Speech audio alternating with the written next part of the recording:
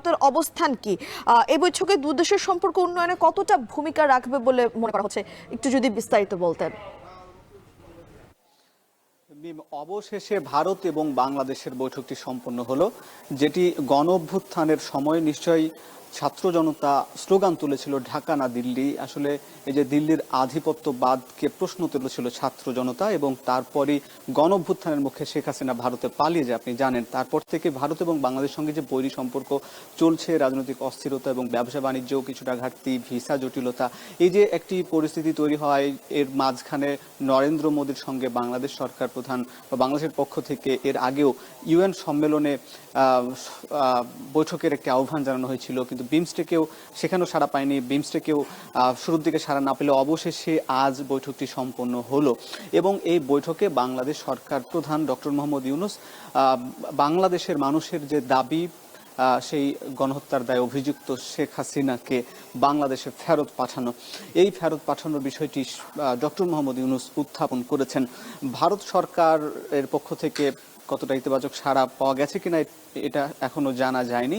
তবে এছাড়া আরও বেশ কিছু ইস্যু নিয়ে আলোচনা হয়েছে। বাংলাদেশের সঙ্গে ভারতের এই নরেন্দ্র মোদীর সঙ্গে ডক্টর মোহাম্মদ ইউনূসের 40 মিনিটের মতন বৈঠক হয়েছে, কথা হয়েছে, যেখানে স্বার্থ সংশ্লিষ্ট দুই দেশেরই বিভিন্ন ইস্যু ছিল। যেমন বলা যায় যে তিস্তা পানি চুক্তি বা তিস্তা পানি বন্টন নিয়ে বাংলাদেশের উত্তরাঞ্চলে খরা দেখা যায় গ্রীষ্মকালে, বর্ষাকালে, বা তারপরে বন্যা হয়, যে তিস্তার পানি বন্টন নিয়ে দীর্ঘদিনের সমস্যায় বাংলাদেশের মানুষ ভোগে, এই ব্যাপারটি নিয়েও কথা হয়েছে।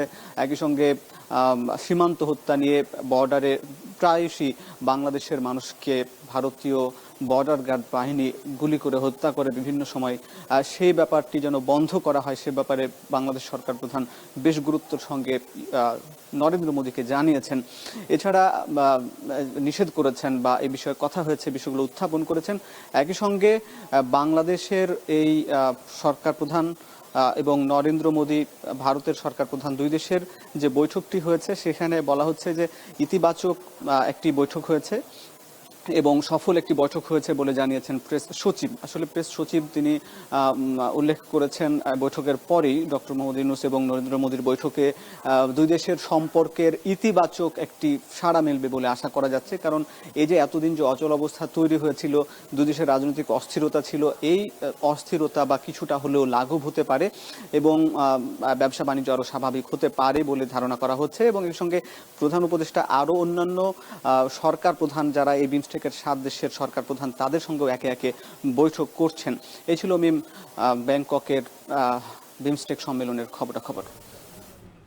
ডক্টর মোহাম্মদ ইউনূস ও নরেন্দ্র মোদীর বৈঠক সম্পর্কে বিস্তারিত আমাদেরকে ব্যাংকক থেকে জানাচ্ছিলেন সহকর্মী হাসিব বিল্লাহ। দেখছেন এখন দুপুর।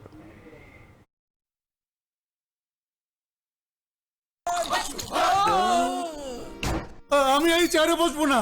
বাচ্চু ভাই, এই চেয়ারকে ভয় পেও না। ডেন্টিস্টের পরামর্শ নাও নতুন কোলগেট অ্যাক্টিভ সোল, যা দাঁতের সমস্যা শুরু হওয়া মাত্রই থামিয়ে দেয়। না থাকবে ব্যথা, না থাকবে ভয়।